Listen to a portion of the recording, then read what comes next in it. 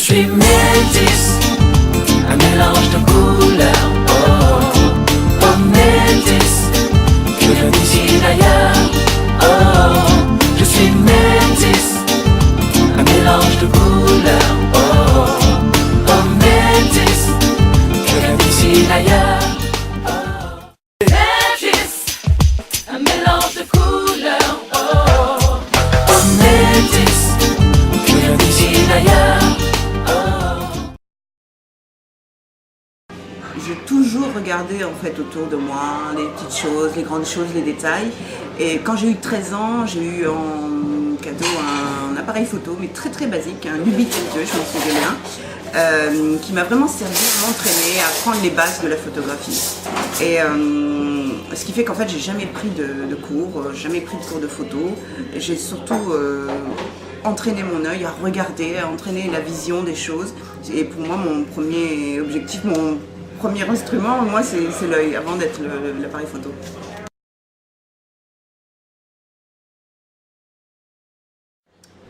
C'est marrant parce que les gens, quand on leur dit vous êtes mannequin, après photographe, on dit toujours ah oui, donc vous êtes passé derrière l'appareil photo.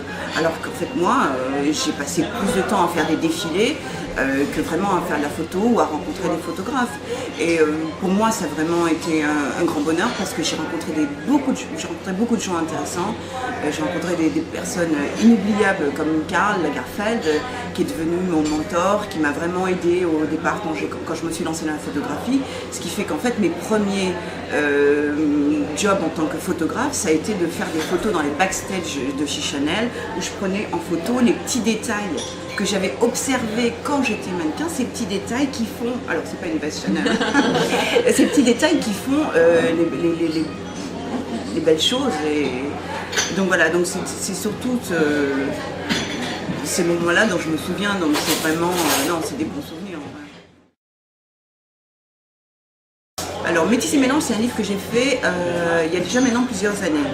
Et je crois que comme tout premier projet, j'ai pris en fait le sujet qui me touche, et il y a un sujet qui me touche, hein, le métissage, parce qu'en fait ma mère est française et un peu flamande, et mon père est du Togo en Afrique. Et voilà, donc j'ai voulu surtout rencontrer plusieurs personnes qui étaient à la fois métissées et qui me racontent un petit peu leur histoire. Mais je les ai interviewés, mais c'était plutôt des discussions, vraiment. C'était pas des interviews, c'est pas une interview lambda, c'était plutôt des discussions pour parler un petit peu de comment chacun a vécu un petit peu son métissage. Ben, quand on a un grand projet, on a toujours des grands problèmes. Mais bon, on va pas non plus exagérer, c'était surtout des problèmes techniques. Voilà, le soleil qui s'en va, alors qu'on veut commencer à faire des photos.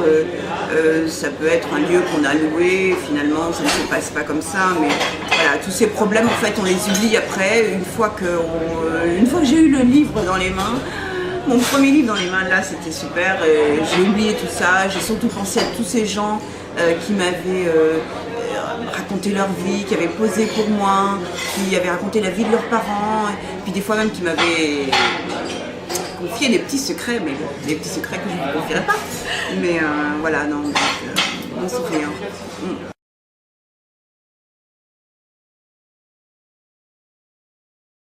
C'est un choix totalement subjectif et artistique. J'ai choisi en fait des gens qui avaient donc des parents de cultures différentes, ou qui avaient une histoire en fait des fois qui était un petit peu métissée. C'est pas toujours les parents, c'est des fois des histoires. Et c'est un choix totalement subjectif. C'est des gens qui m'inspirent. Voilà, si les personnes m'inspiraient, je me lançais dans l'aventure et je leur proposais une image, et je leur proposais de participer un petit peu à toute mon histoire. Connus que les inconnus, ça a été par des contacts de gens, c'est des gens, non, j'ai pas passé d'annonce, j'ai juste ouvert les yeux comme d'habitude, quoi, où j'en ai parlé autour de moi, et voilà, et par le bouche à oreille, ça a fait que j'ai pu amener comme ça des gens différents dans ce projet.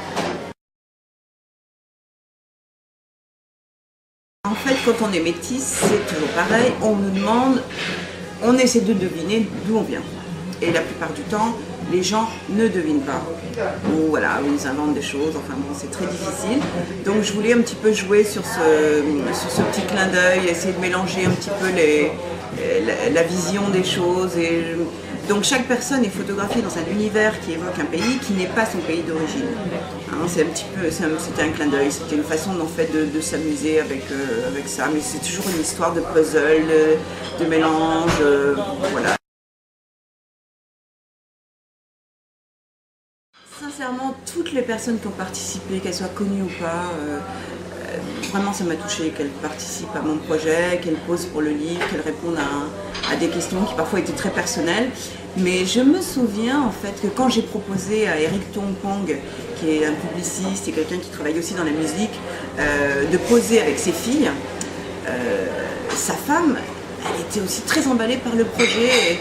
Et je ne savais pas comment la faire intervenir dans mon livre parce qu'en fait elle est blanche, elle est française et voilà, et tout d'un coup je me sentais presque en train de faire du rejet alors que je voulais vraiment garder cette famille ensemble, cette famille tellement unie. Et alors j'ai la chance que Valérie Tongpong est une grande écrivaine et une très belle auteure qui m'a écrit un texte superbe que j'ai pu placer à la fin du livre, ce qui a fait que la famille était réunie et ça me tenait à cœur, donc voilà, ça c'est happy ending.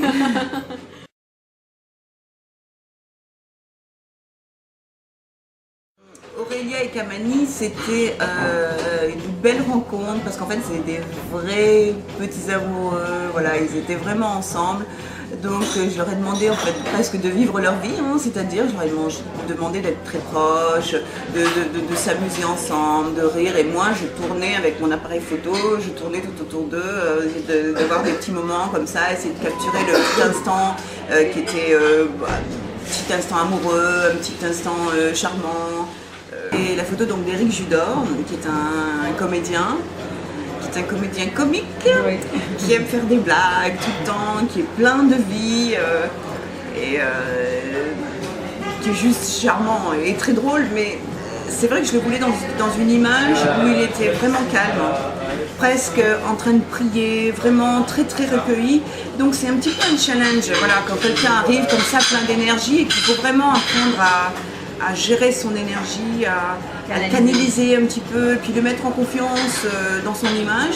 Donc voilà, donc c'est vraiment une image que j'ai voulu, un petit moment comme ça, un petit instant suspendu que j'ai attendu, que j'ai créé aussi, que j'ai provoqué pour avoir cette image. J'aime bien la lumière aussi, il est juste illuminé pratiquement par la bougie, donc ça donne un petit, il est comme enveloppé comme ça par la lumière et c'est vraiment c'est comme ça que je l'imaginais, donc je suis contente d'avoir pu capturer cette image-là.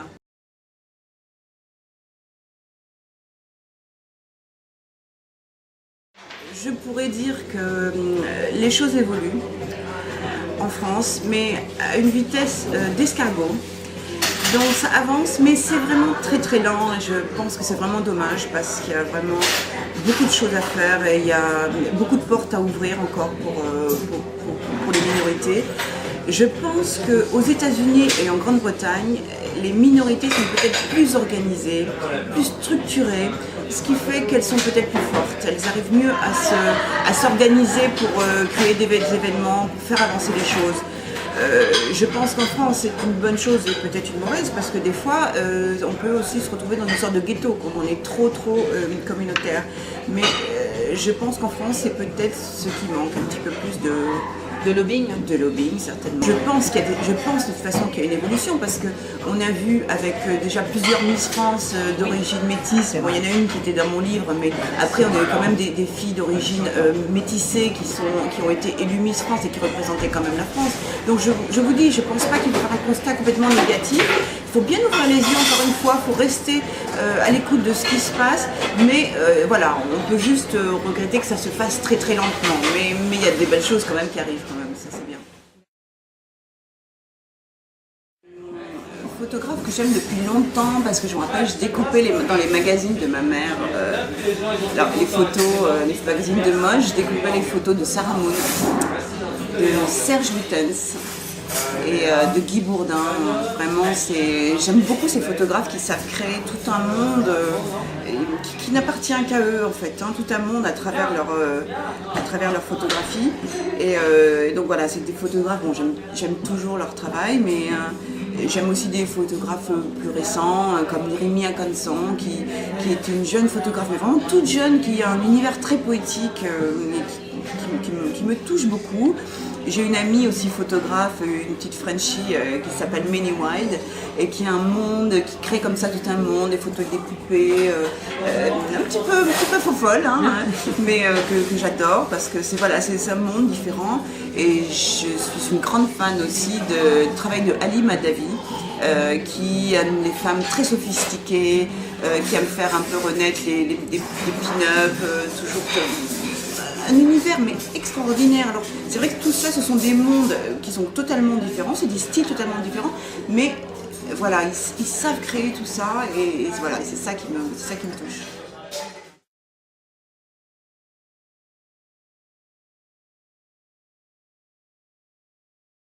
Alors moi je ne suis pas tellement donneuse de leçons, donc je ne sais pas si je vais me lancer trop dans ce sujet. La seule chose que je peux dire, c'est que moi quand je vais dans un musée et que je vois des peintures de Jérôme Bosch, je suis choquée aussi. Pourtant c'est un peintre de la Renaissance et bon, donc c'est pas nouveau. Je pense le fait d'être choqué par l'art, je pense que c'est pas nouveau. Pour tout ce qui est photo avec les enfants, ce qui est dérangeant, c'est si l'enfant qui regarde l'image ou qui fait l'image ne considère pas ça comme un jeu. Je pense que c'est là où il faut en fait mettre des limites, mais ça c'est des limites que doivent donner les parents avant tout. Et le porno chic, c'est plus à la mode, donc il y en a de moins en moins. Donc qu'est-ce qu'on va en voir demain? On ne sait pas. Il faut inventer en fait une nouvelle écriture de l'image. Mais il y a plein de choses qui se passent et la chose évolue. À partir du moment où on dit c'est à la mode, c'est déjà plus à la mode. Donc,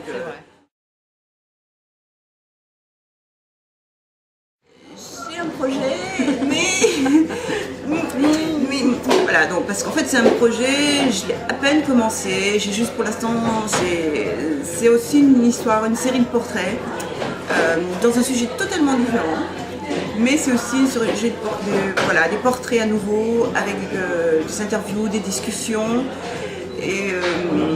mais toujours pareil, des rencontres avec des gens différents, découvrir peut-être des milieux que je ne connais pas. C'est ça qui est intéressant dans la photographie, c'est de découvrir, de rencontrer des gens nouveaux, de vivre des émotions différentes. Alors, si je peux dire un dernier mot, et je vais vous regarder dans les yeux, si je peux dire un dernier mot pour les viewers, c'est garder l'œil ouvert. L'œil ouvert pour observer le monde, observer les petites choses et les grandes choses du monde, et des gens qui vous entourent, des gens qui vous aiment et que vous aimez, et peace.